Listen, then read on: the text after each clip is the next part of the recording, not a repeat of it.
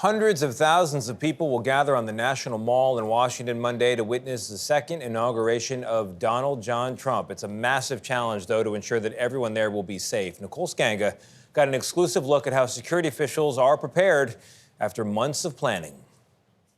So, crane to your left. Got it. From only 150 feet in the air, pilots dodge buildings. And tower on your left side. Got it. Flying in a grid over the National Mall to scan for radiological or nuclear irregularities, threats like dirty bombs. So you're trying to create a blueprint of what the radiation in Washington, D.C. looks like ahead of the inauguration. Correct. Department of Energy scientist Jacqueline Brandon calls this low-flying helicopter, one of just two of its kind, her office. If we find a radiological irregularity, we'll investigate it even further. Highly sensitive technology sets off alarms in the air. That's an alarm. That is an alarm. It's a slight variation in our spectra is what it's saying. On the ground, a mission led and meticulously rehearsed by the U.S. Secret Service at their training facility in Maryland. This right here where we're standing is Pennsylvania Avenue. Today it is Pennsylvania Avenue.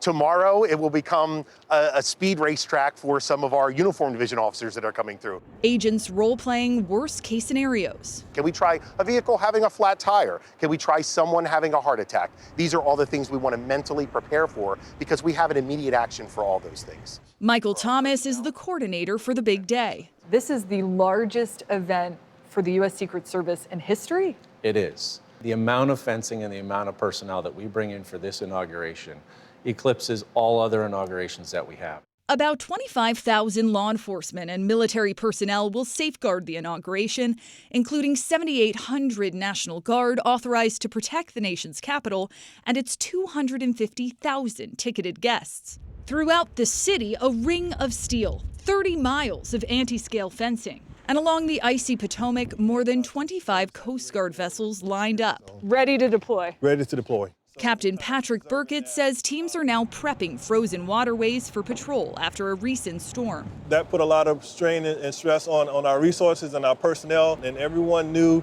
that January was going to be a busy month.